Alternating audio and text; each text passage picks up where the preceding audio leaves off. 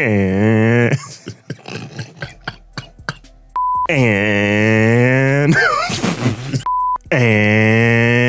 we're live. Yeah. What's good, people? It's your boy Icarus Gray. And it's your homeboy WordPlay T. Whoa. TJ. And this is the infamous No Rhyme or Reason podcast, where we talk about everything. Everything for no reason at all. We back. Somewhat. And we're here to do our no rhyme or review of Mobb Deep's Infinite album. And that's their first album since 2014's Infamous by Mobb Deep. And this is after, so posthumous, of Prodigy's passing in 2017. According to Genius, this is a 15-track project featuring songs from Prodigy's vocals and Havoc's production for the most part. We're going to go through the production, the lyrics, our favorite track, and then give it an arbitrary rating at the end, so you know how these videos go. Let's talk about some themes and some lyrics of this project. Okay, themes are freaking premonition. Premonition? Because Prodigy just... How? Tell me, you got to be more specific. Okay. What did he premonish? He has so many lyrics where it seems like he passed in 2017. Which means they were probably working on this 2016, maybe early 2017, maybe even 2015. But there's a lot of lyrics whether he's kind of either talking about the climate or talking about himself. Even on like where is the song? On Pour the Henny. Tell us more. Like, so on Pour the Henny, he basically just says, when I'm gone, don't cry for me. And it's just like, it feels like a sign out verse, and it throws me off. I don't know that it's that prophetic, and I'll tell you why. Okay. Number one, he had sickle cell. Yeah. So, like, his life was already challenged with, pre-existing condition. And also, he was frequently in and out of the hospital. Yeah. Dealing with his condition, and at least that's what I know about his life. So, yeah, I don't know that it's as prophetic as it is like, I gotta go someday, and I'm more likely to go because of my condition. Think of me, please.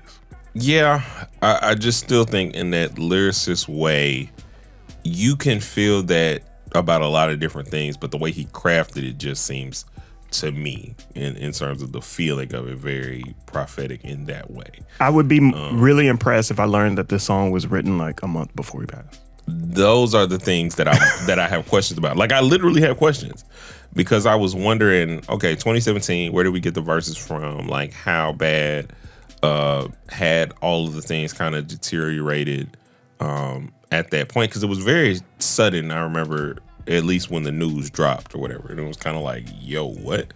And this album, in terms of like the themes, like, it feels prophetic. It feels very like classic vintage, but the way Havoc and we'll talk about the production later, but the way Havoc and Alchemist did the beats, it still feels new. Like, it's just like they're re-releasing. It feels like a re-release of something like a Jordan shoe or something. But again, like, it's not the same shoe.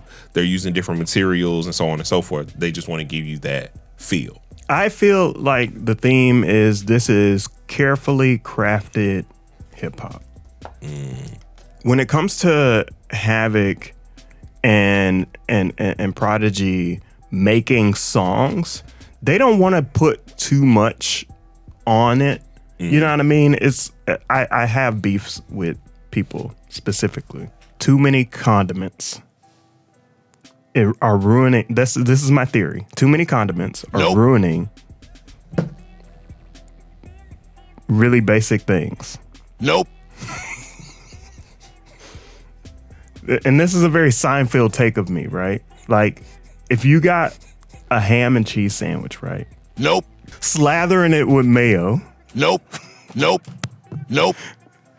Is you got to get your hand off them. But the point I'm trying to make is you got a sandwich. Yeah. You put too much on it, and you just slather it with stuff, relish and mayo, and it's just like it's more condiment than it is the thing. Yeah.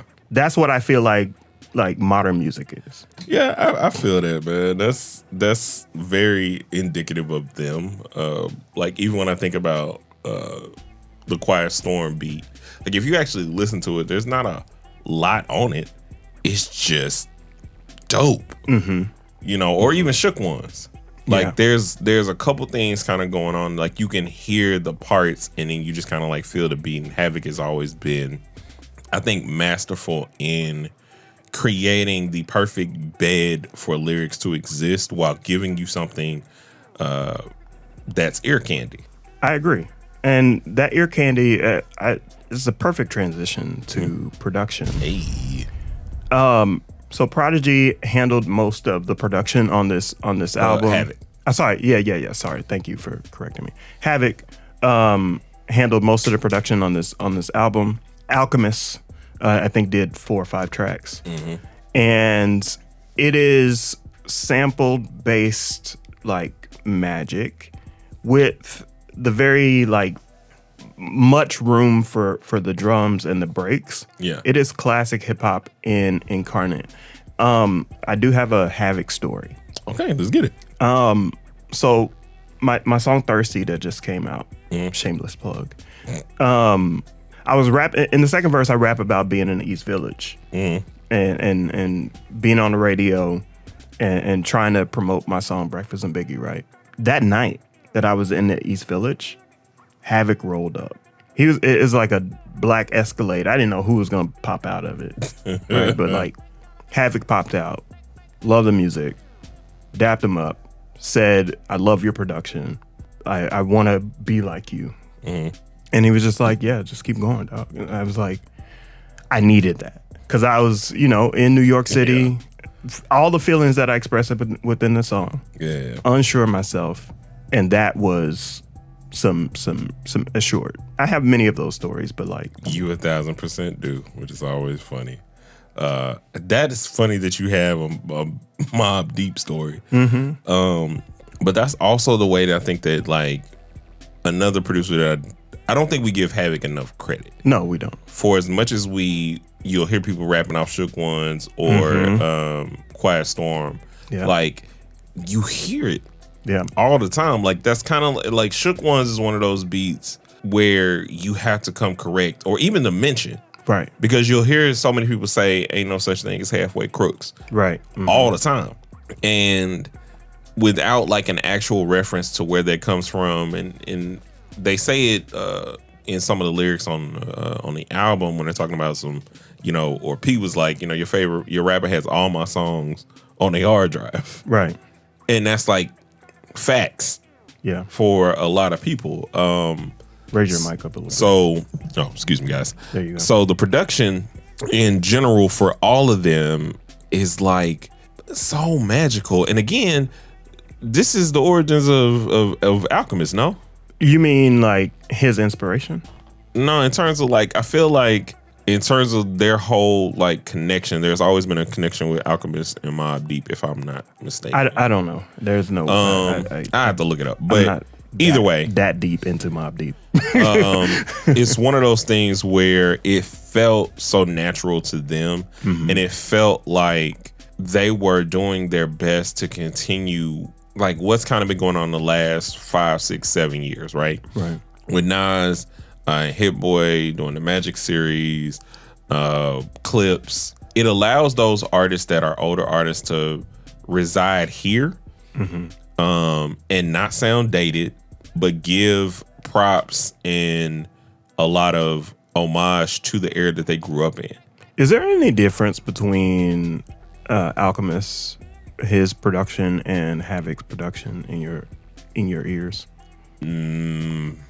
No, and I say that because there were times where I was presuming that it was the Alchemist, and it ended up being Havoc. Right. For me, I can tell some of the differences, and I did have that same, like, is this Havoc? Is this out? But what I notice is that Alchemist is a little bit more lush and like he has this. There's this like beach scene to every one of his productions. His production is like going into a dream sequence, so to speak. And Havoc's is like real life. Havoc is a straight shot, and Alchemist is whiskey in a decanter. Yeah, I can. Yeah, 100%. To get the floral notes. Mm-hmm. Let's dive into the lyrics. So on Golden Era, for him to mention Tupac, Biggie, Jay, Nas, like to mention all of these people, right? We know he had beef with Pac, notoriously. Mm-hmm. And that's the kind of way of like mentioning like our time doesn't necessarily, or not our time, but our beef doesn't negate the greatness of the person that he was. Mm-hmm. I appreciate that from artists and understanding that there's like a moment in time where the things that we said were on wax, everything else ain't that. Yeah. And that was kind of cool and further tied to what you were saying, like about the Jay thing. While they might never have had beef, there was the Summer Jam stage stuff. Mm-hmm. And all of these things that kind of went on during an era where it just seemed like everybody was going against each other. Yeah, so it was very interesting to have that kind of peace. Mm-hmm. I guess I'm saying in hip hop, which is something that I champion and hope that we do more of. I would love to, at some point, whether it's Kendrick or Drake or whoever, to like mention the fact that y'all were the greats. But yeah, so let's dive into at least like there's notable your favorite track all throughout. But yeah, I was stuck between 3 tracks, right? And that's Mr. Magic, Look at Me, and My Era. I just had to go with Mr. Magic, bruh. Why? It felt so 50 Cent to me. Mm-hmm. And I like those songs. Like I like Queensbridge. The Queensbridge, like the Piggy Banks, the Patiently Waiting. Many men. This song where it's like, it's grotesque. It's 1,000% like gangsta gore, if you will. And it's unapologetic. Like when Pete was like, yo, like I want your family to be mourning, stressing, because you didn't care when you was coming for me. He said no hugs, pick my sword up. Like, yo, basically. You know what I'm saying? Like, and so there's just that guttural or visceral New York sound is why I think I chose that, because it was the most like authentic to like an era and a time where I was like, whew, boy, these dudes is crazy. You know what I'm saying? Mine's is Taj Mahal. Hey, okay. It's a smooth one. I love the beat and the like kind of place that Prodigy transports us to in the verses, and it's, same with Havoc, and so it's pretty clean. It's straight to the point.